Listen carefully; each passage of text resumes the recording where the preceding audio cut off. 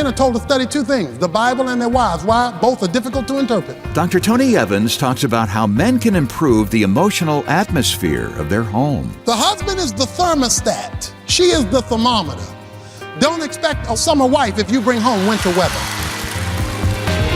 This is The Alternative with Dr. Tony Evans, author, speaker, senior pastor of Oak Cliff Bible Fellowship in Dallas, Texas, and president of the Urban Alternative. Some think it's next to impossible for men to truly understand their wives. But Dr. Evans says that when you start taking your cues from the Bible, you can come a lot closer to turning your home into a little slice of heaven. Let's join him as he explains. The Bible is clear on how the family structure is to work. Remember, the family is God's idea, not man's. And in order for God's idea to work, God's idea must work on his terms, not ours. And so we want to look at the family as Paul explains to the church how heaven is to function in the home. He begins by talking to wives. Wives, be subject to your own husbands as to the Lord, for the husband is the head of the wife, as Christ also is head of the church, he himself being Savior of the body. As the church is subject to Christ, so also wives ought to be to their own husbands in everything. 3 of the most hated verses in the Bible. Now, the reason why this word, being subject, is so hated is because it is a word that has been so abused. It has been misdefined, redefined, and certainly not biblically defined. And therefore, men have particularly misused this word, much to the hatred and detriment of many a Christian wife. Yet, I do not want to reduce it to less than what it is saying. He clearly says that a woman who is a wife, who is married, who has a husband, is to subject herself, which means to place herself underneath, listen to this, the headship of her husband. Now, what you need to know, ladies, is that this chain of command is not related to essence or worth. It is related to function or roles or responsibility. He makes it plain in Ephesians chapter 5 that the husband is the head of the wife. Now, this concept of headship is not a concept of dictatorship. It is not a concept of dominance. It is not a concept of me, Tarzan, you, Jane. It has to do with recognizing the husband role. That's a fundamental principle here of headship. That your husband has been positioned in a role of head. That is, the leader of the home. A husband is to love his wife. A wife is to reverence, respect, submit, honor her husband. But the command of the husband is to love his wife, seek her best interest, even at his own expense. He gives 3 ways in which a husband is to love his wife. First of all, he is to be his wife's savior. Husbands, love your wife as Christ loved the church and gave himself for it, verse 25.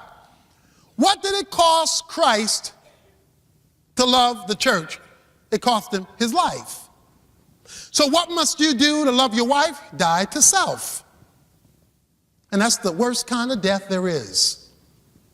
To give up what is important to you in order to meet the need of another can be a very painful process. Sort of like being crucified. But what he is saying is that Jesus Christ gave up his life, which means he left heaven and gave up his prerogatives. Because he was in heaven, he could have enjoyed all the prerogatives of deity, but he gave up those prerogatives to meet a need. Now, what things do you need to give up that are negotiable? Because there's certain things you shouldn't give up because they're non-negotiable, just like Jesus couldn't give up his deity. What negotiable things can you give up? Prerogatives that would meet the need of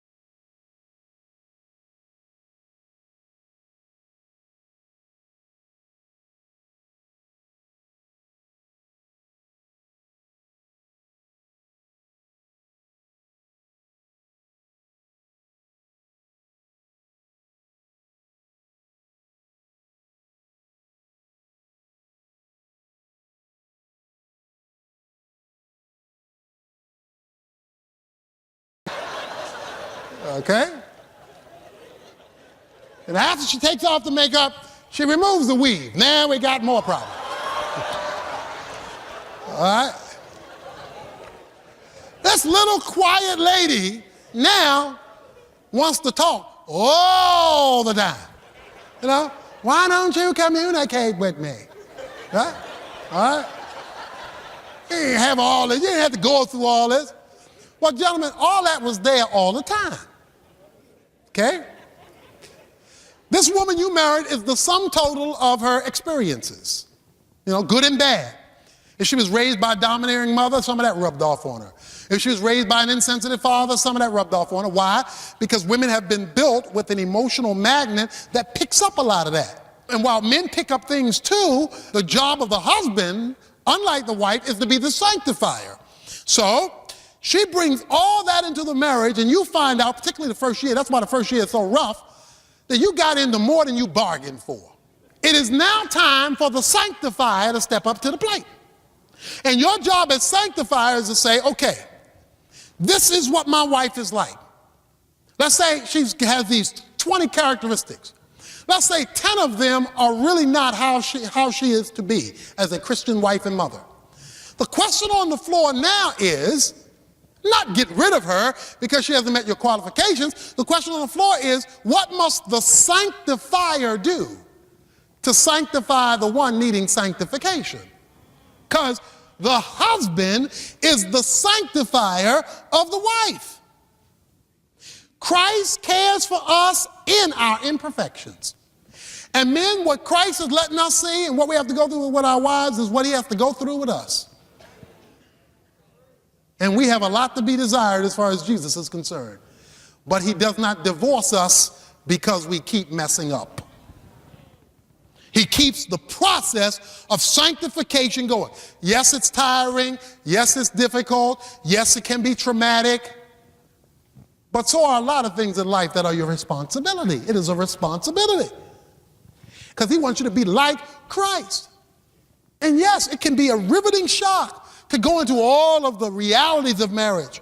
But that's why you're sanctified, which means if you're not growing and being sanctified by Christ yourself, you're not going to have the strength to be the sanctifier. That's why the husband must be the spiritual head in terms of spiritual growth so that he has something that he can pass on. So the husband is to be the sanctifier. Then thirdly, the husband is to be the satisfier of his wife. The satisfier of his wife.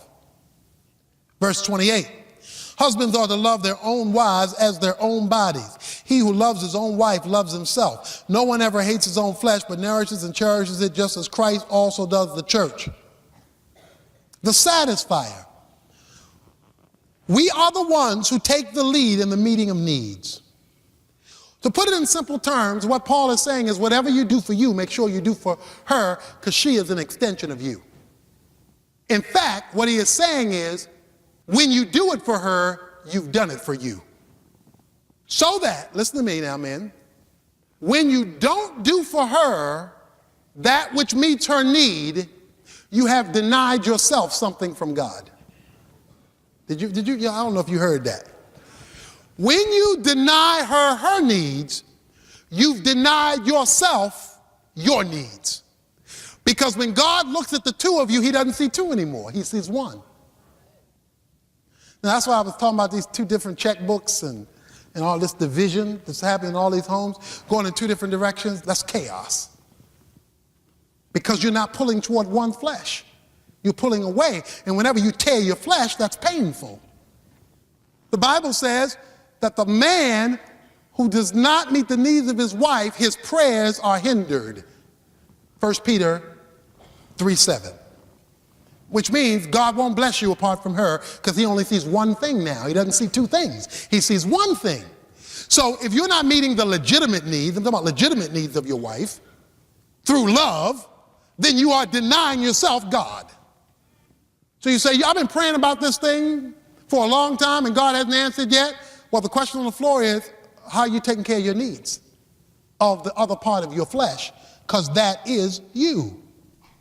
Dr. Evans will come back with some practical advice on how to start meeting those needs when he continues this message from his brand new compilation, Marriage Matters. This 14-lesson collection takes an in-depth look at God's blueprint for husbands and wives and what couples are intended to accomplish for the kingdom. Along the way, you'll learn how to break down communication barriers, rekindle romance, and solve problems that are so serious they've become strongholds. Because this information is so important, we're offering all 7 CDs in Volume 2 of this collection as our gift when you make any contribution, large or small, toward Tony's ministry. But this special offer ends soon, so call us at 1-800-800-3222 or visit tonyevans.org today to get your copy of Marriage Matters. Again, that's tonyevans.org. Tony will come back with more of today's lesson after this preview of the brand new book he'll be releasing next month. When you were married, you probably got lots of advice on how to start your life with your spouse. But did anyone tell you how to pray together? As a couple, the most secure foundation you have is your relationship with God, and prayer is the greatest tool. In Tony's brand new book, Kingdom Prayer, Touching Heaven to Change Earth, you'll discover what makes Kingdom Prayer different from any prayer you've prayed before and learn how to connect with the confidence and peace it was designed to provide. As you learn how to pray in one accord, you'll build unity in your marriage and power in your partnership with each other and with God. If you pre-order your copy of Kingdom Prayer by October 3rd, you'll get it with some great free extras, starting with the download of Tony's book on revival, America, Turning a Nation to God. But there's more, and you can get all the details by visiting tonyevans.org. Time is running out, so don't wait. Visit tonyevans.org today. A lot of men romance their wives to get them, haven't been on a date since the honeymoon. Reminds me of one lady and her husband, and there was a tornado coming through town. They were laying in bed, and the tornado whipped the roof off the house. And they had been married for a number of years and whipped the bed up out of the house, and it went spiraling in the tornado. And she was laughing and crying all at the same time. He can't figure this with the bed spinning around in the tornado. Why in the world is she laughing and crying at the same time? She said, because I'm just so happy. I said, why are you happy? We're in this tornado. Because she said, this is the first time we've been out together in 13 years. And for some of you guys, it's going to take a tornado to get you to meet your responsibility. And God is a good tornado whipper-upper. Most men date to marry, when in the Bible you marry to date. Every wife who's been out on a date in the last month, raise your hand. I'm talking about a date where he planned it, not where you said, let's do something. All right? Number of hands just went down. That is not a date. You didn't go up to your wife and say to her, when you were trying to win her, you want to do something? What do you want to do? What kind of romancing is that? She can do something on her own. We are supposed to meet the needs of our wives, which means we have to study our wives. In fact, men are told to study 2 things, the Bible and their wives. Why? Both are difficult to interpret. A man is to be his wife's satisfier. The husband is the thermostat. She is the thermometer. Don't expect a summer wife if you bring home winter weather. Children, obey your parents in the Lord, for this is right.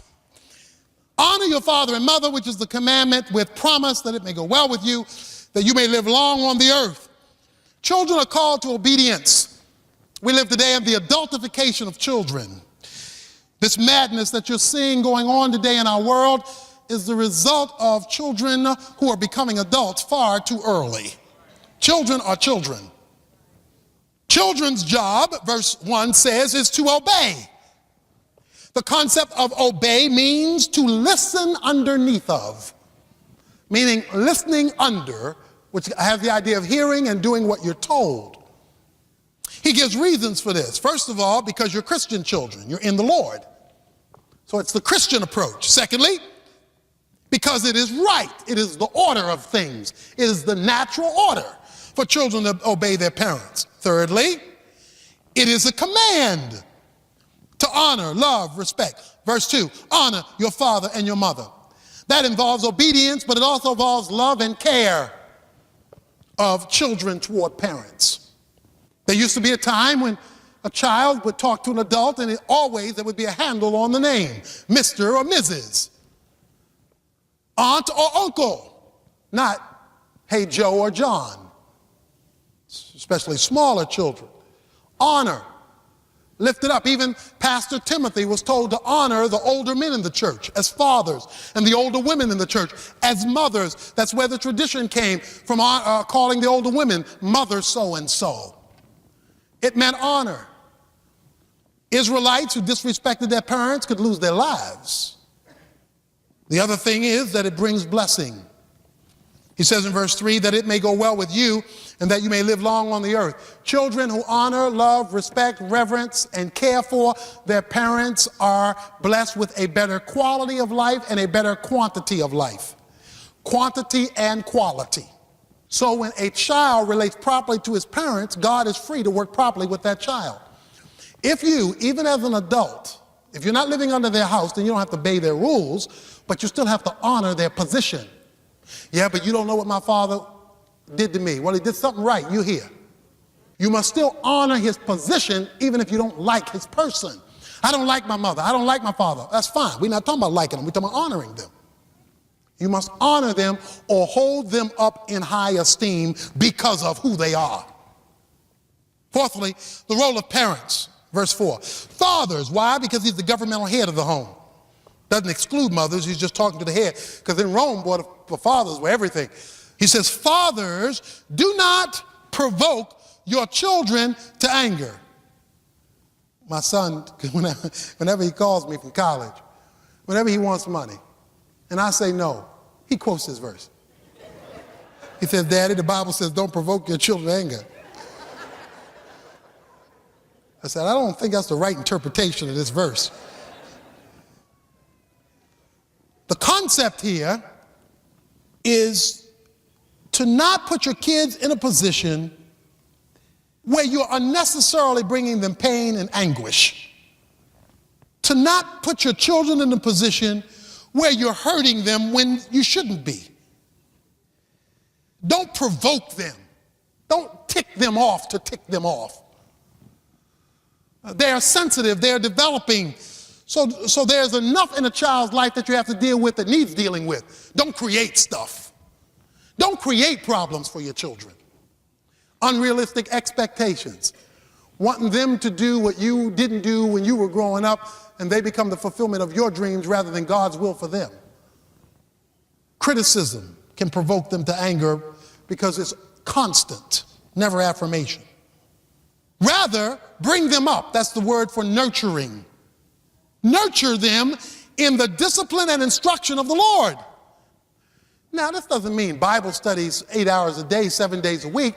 It means raise them in a Christian environment that involves instruction and discipline. Deuteronomy 6 brings it out. It says, teach them along the way. While you're walking, while you're talking, while you're watching television. I went out to see for about 30 minutes and watched my son's football practice today.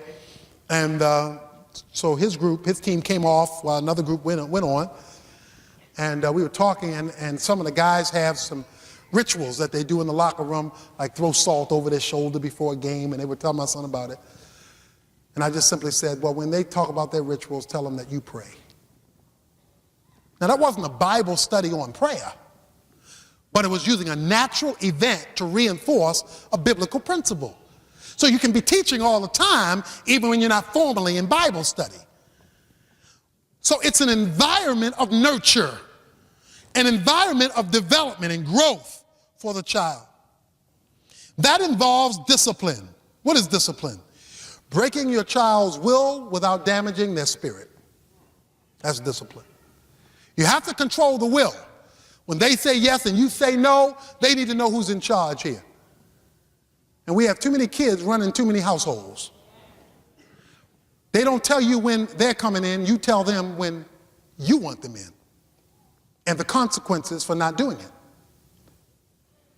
We have too many children running too many households, like the lady who went to the grocery store and her daughter was acting up and she said, Suzanne, settle down. I'm not going to have you losing it in this store. Suzanne, control yourself. The proprietor was very impressed to see somebody doing this kind of discipline. And he got down on his knee to the little girl and said, boy, you have such a wonderful mother. So your name is Suzanne. The mother said, no, my name is Suzanne. She's Betty. Mother trying to control herself. That's what some of our kids are doing. They're making us control us. We scared of them. In the Bible, you're supposed to be scared of your mother and your father. When a mother says, wait till your daddy get home, that shivers should go to those children. Because daddy will not tolerate nonsense. He'll hug them and kiss them and bless them, but he'll also correct them. Genesis 18:19 puts it so well. God says he wanted to bring a blessing to Abraham's house, but before he could do that, he had to train his children in the ways of God, discipline them so he could bring about what God had planned for him. Dr. Tony Evans, talking about ways both husbands and wives can make their home reflect heaven. If you'd like to review this lesson on your own or pass it along to a friend, copies are available, and the title to ask about is Heaven in the Home. And don't forget, if you contact us right away, it'll come to you as our gift along with all 7 messages in Volume 2 of our current series, Marriage Matters.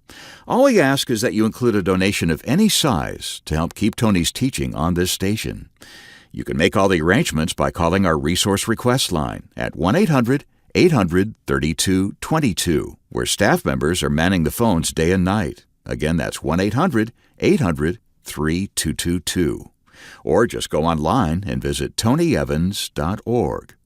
And while you're there, be sure to take advantage of our special offer on Tony's upcoming book, Kingdom Prayer. Just pre-order it by October 3rd, and you'll get it along with that package of free extras you heard about earlier. Don't wait, though. Get the details today by visiting tonyevans.org. Words are powerful things. They can be instruments of healing or weapons of war. Tomorrow, Dr. Evans will talk about what makes the difference as he takes a look at the importance of godly communication at home and in the church. Be sure to join us.